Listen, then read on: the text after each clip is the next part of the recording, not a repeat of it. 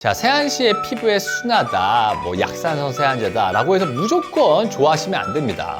자, 우리가 말하는 이 딥클렌징 제품들은 일반적으로 다 약 알칼리 세안제라고 생각하시면 되는데, 요즘에 약산성 세안제가 유행이라고 약산성 세안제가 무조건 좋다고 생각하시면 안 됩니다. 안녕하세요.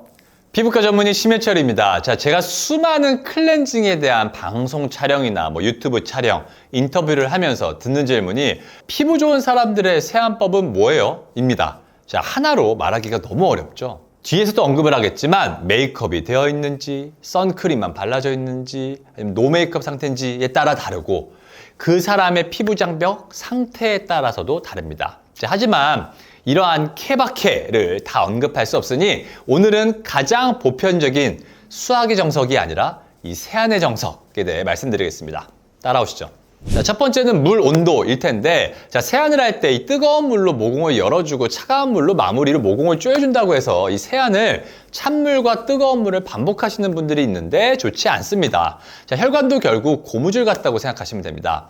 뜨거운 물, 찬물 이런 식으로 고무줄을 늘렸다가 줄였다가 반복을 하게 되면 가만히 있을 때도 고무줄이 흐물흐물 늘어날 수가 있겠죠. 자, 세안 시에 온도 차이를 심하게 주면서 하는 경우 안면홍조나 이 혈관 확장증까지 유발할 수가 있기 때문에 일정한 온도의 미온수로 세안을 해주는 것이 중요합니다. 그래서 저 보통 약간 냉기운이 살짝 나는 정도의 미온수로 하는 것을 권장합니다. 자, 또한 물의 온도는 이 모공 자체의 근본적인 넓이 변화를 유발할 수가 없고 이 일시적인 변화만 유발할 수 있는 것이기 때문에 이를 위해서 피부 장벽과 혈관벽에 자극을 주는 것은 좋지 않습니다. 자, 두 번째는 세안 시간과 횟수입니다. 이 세안 시간과 횟수는 사실 정해진 게 없습니다. 메이크업이 되어 있는지의 여부, 선크림이 되어 있는지, 피부 장벽이 약한 사람인지에 따라 다 다르겠죠. 자, 하지만 하루에 2번은 클렌징이 필요하므로 이 저녁 세안과 아침 세안으로 나눠서 살펴보겠습니다. 자, 첫 번째 저녁 세안을 할 때는 피부 손상을 최소화로 주면서 모공 안쪽의 피지나 노폐물, 화장품의 입자를 닦아내야 됩니다. 이 두 가지가 중요한데 커버력이 있는 메이크업 성분들은 대부분 오일을 기본 성분으로 합니다.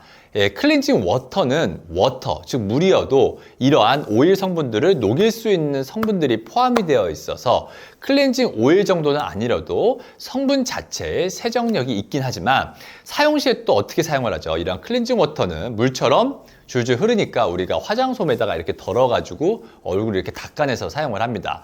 화장솜을 이용해서 닦아내는 일반적인 모습을 보면 대부분 화장솜으로 얼굴에 많아봐야 5번, 6번 정도 닦아냅니다.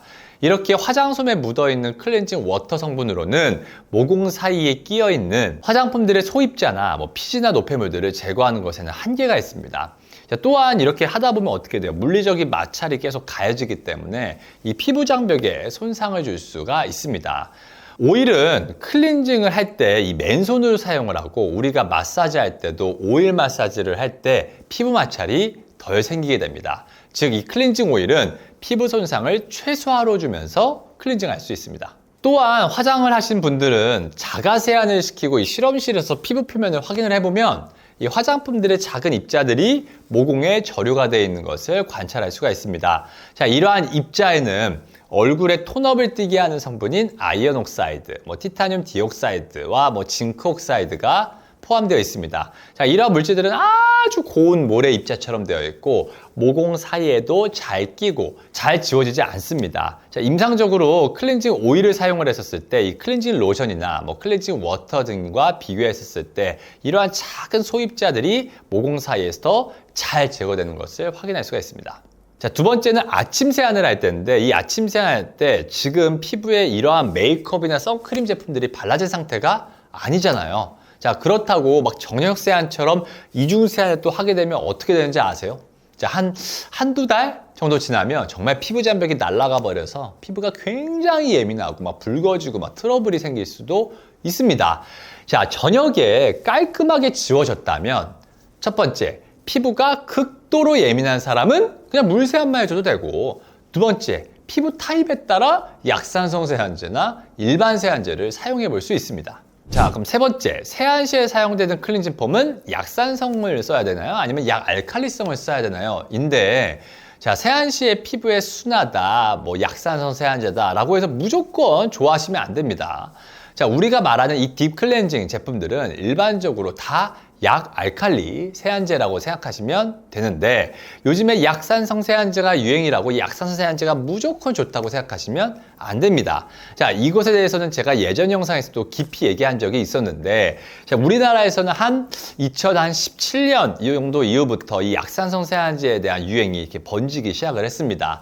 자, pH가 한 4에서 5 정도가 돼야 피부가 건강하고 이 효소의 활성도가 높아진다, 피부가 건강해진다. 자, 맞습니다. 하지만 이 pH가 많이 낮아지게 되면 사실 세정 능력도 떨어질 수밖에 없습니다. 자, 물론 계면활성제 효과를 높게 사용해 볼 수가 있지만, 요즘에는 계면활성제들도 세정 능력이 너무 높은 것들은 여러 유튜버들이 뭐 안 좋다 뭐다 얘기를 해서 이 화장품 회사에서 pH는 떨어뜨리고 계면활성제도 세정 능력이 이렇게 높지 않은 제품들이 너무 많습니다.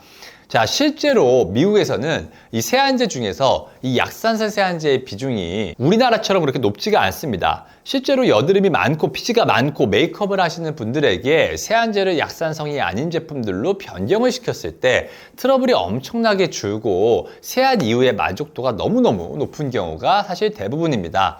자, 그러므로 제가 강조하는 건 피지가 많고 메이크업을 하시는 분들, 일단 피지나 화장품들의 입자가 닦여져야 하고, 우리가 약산성 세안제를 안 쓴다고 피부가 pH가 계속 이렇게 높은 상태로 유지되는 것이 아닙니다. 우리는 세안을 하고 바로 무엇을 해주죠? 이 스킨 토너를 해주죠. 그래서 이 짧은 시간 동안은 어느 정도의 세정 능력을 보이고 pH가 살짝 올라가더라도 이것은 바로 뒤이어진 이 스킨, 이 토너 시간에 낮춰주게 돼도 피부 표면의 pH가 그렇게 상승하지 않고 피부에 자극을 주지 않을 수 있습니다.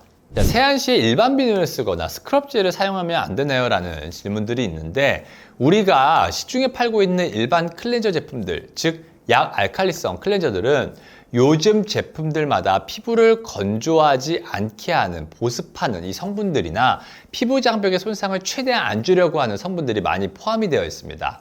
즉 세정력은 높였지만 피부 장벽의 손상은 주지 않게 하기 위해 제품들마다 이렇게 노력을 하고 있습니다. 자, 하지만 그냥 일반 비누는 사실 알칼리를 띠면서도 이 세정 능력에 초점이 맞춰져 있고, 이 손바닥처럼 두꺼운 피부층에는 문제가 안 될 수 있지만 얼굴 피부처럼 이렇게 예민한 부위, 특히 이게 피부가 예민한 사람의 경우에는 더 예민해질 수가 있기 때문에 얼굴에는 이러한 일반 비누는 사용하지 않는 것이 좋습니다.